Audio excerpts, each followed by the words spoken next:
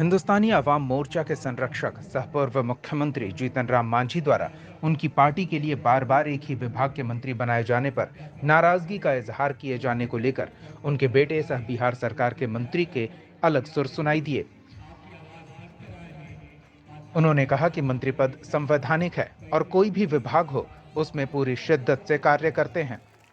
जहानाबाद में एक निजी कार्यक्रम में शामिल होने पहुंचे मंत्री संतोष कुमार सुमन ने जेडीयू बीजेपी की सरकार को नेचुरल अलायंस बताते हुए कहा कि डबल इंजन के इस सरकार में बिहार दिन दुनी रात चौगनी रफ्तार से तरक्की करेगा। वहीं एक सवाल के जवाब में उन्होंने कहा कि फ्लोर टेस्ट में जिस तरह से महागठबंधन के लोगों ने खरीद फरोख्त का खुला फर्रुखाबादी खेल खेला है उसकी गंभीरता से जांच कराई जाएगी और इस काम के लिए बिहार की जनता उन्हें माफ नहीं करेगी। मंत्री संतोष सुमन के इस कार्यक्रम में बड़ी संख्या में लोग शामिल हुए और पार्टी की सदस्यता भी ग्रहण की। संतोष सुमन ने बजट पर खुशी व्यक्त करते हुए कहा कि विपक्ष झूठ मूठ का गरीबों के हितकारी बजट पर हाय तौबा मचा रहा, जबकि यह बजट किसान और मेहनतकश के उत्थान और रोजगार देने वाला बजट है। जहानाबाद न्यूज के लिए मुकेश की रिपोर्ट। नहीं, ऐसी कोई ऑफर नहीं मिली थी, लेकिन बहुत सारे माननीय सदस्यों को मिला है। ये बिहार के लिए काला दिन था कि इस तरह के लोकतंत्र की जननी जो बिहार है, वहाँ पर लोग हमारे एमएलए को खरीदने की कोशिश कर रहे थे, जैसे भेड़ बकरी की तरह हो। तो ये गलत प्रक्रिया है, गलत परंपरा का उन्होंने जो शुरुआत किया है। हमारे माननीय मुख्यमंत्री जी ने बोला है कि पैसे कहाँ से आए, उन लोग कहाँ से पैसे का ऑफर कर रहे थे, इसकी जांच होगी। और हम समझते हैं वो सक्षम है और जो लोग इसके पीछे थे वो सामने आ जाएंगे और ऐसी उनकी सजा मिलेगी कि आने वाला समय में कोई इस तरह का साहस नहीं करे। ये बात सामने आई है कि आपको डिप्टी सीएम का ऑफर मिला था, गांधी जी को सीएम का ऑफर मिला था। देखिए, इस तरह की बातें आधिकारिक तौर पर हमारे पास तो कोई नहीं आई थी, लेकिन मैं जानता हूं कि आसपास सपोर्टर लोग इस तरह की बात बोलते रहते हैं।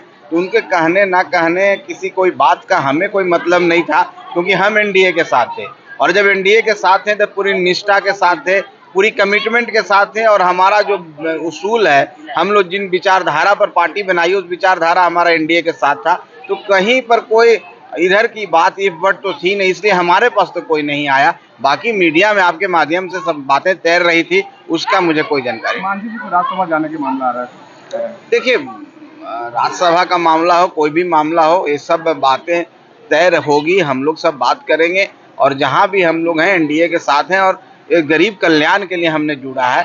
और हम किसी भी कैपेसिटी में रहें, किसी भी भूमिका में रहें, हम उस भूमिका में अपने आप को साबित करेंगे गरीबों के कल्याण के लिए, गरीबों को विचारों को आगे बढ़ाने के लिए, गरीब की आवाज़ बनने के। हम जिस तरह हमारा पार्टी का विचारधारा उस पर हम काम करेंगे। देखिए, ये नहीं बोले हैं कि विभाग बदलना चाहिए। उनका कहना था कि एक विभाग में हमने काम किया है और दूसरे विभाग का भी एक्सपोजर मिलना चाहिए। जहाँ तक मेरा मानना है व्यक्तिगत तौर पर, एक पार्टी के रूप में हमारे आदरणीय जीतन राम मांझी जी संरक्षक महोदय, उन्होंने बोला है कि हमको एक पद चाहिए, एक्स्ट्रा चाहिए।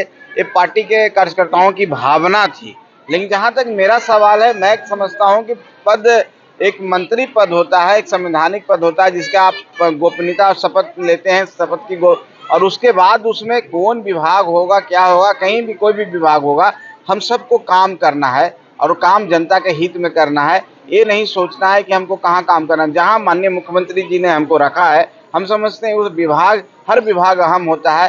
आप उसको किस तरीके से लेते हैं और कैसे काम करते हैं, इस पर डिपेंड करता है। और हम जहाँ हैं उनको मैं धन्यवाद देता हूँ आपके माध्यम से। मैं इस विभाग में भी वो काम करूँगा। हम समझते हैं कि जो गरीबों के कल्याण के लिए होगा, राज्य के तरक्की के लिए होगा। और एक आईटी का जो हब है, जो यहाँ पर बहुत सी अपार संभावनाएं हैं, जो रोजगार दे सकता है। आज साइंस एंड टेक्नोलॉजी नए युग का जमाना है और इसमें इस विभाग का बहुत महत्वपूर्ण योगदान है। तो हम समझते हैं यही विभाग है जो भविष्य का विभाग है और इसमें हम काम करके हम समझते हैं कि हम भी एक विकास के इस बिहार के गौरव में एक पार्ट होंगे और मेरे लिए बहुत सम्मान का बात है।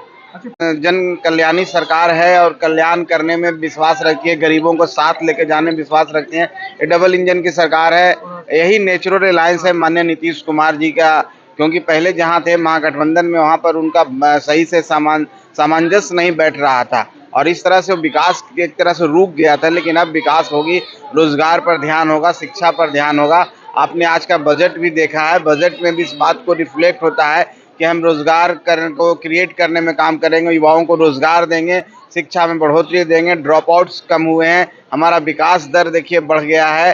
तो हम समझते हैं कि बिहार में गति पकड़ ली है, विकास की गति पकड़ ली है और पटरी पर दौड़ने लगा है। और आने वाला समय में हम समझते हैं कि और भी राज्य तरक्की करेगा और देश के अन्य राज्यों की तुलना करेगा, क्योंकि यहाँ पर माननीय नीतीश कुमार जी की अगुवाई में एक न्यायप्रिय सरकार बनी है, एक विकासशील सरकार बनी है। देखिए, गरीबों की जहाँ तक बात है, तो बेरोजगार युवाओं को अगर हम रोजगार देंगे तो निश्चित तौर पर गरीबी कमेगी।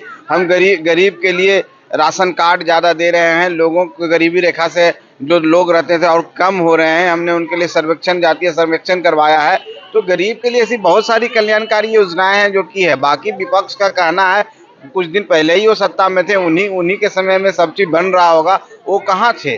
तो बोलना है, क्योंकि वो चुक गए हैं, इसलिए बोल रहे हैं। उनका काम, विपक्ष का काम है विरोध करना। हम समझते हैं सरकार ही इस राज्य के हित की सरकार है और यही सरकार इस राज्य का भला कर सकती है।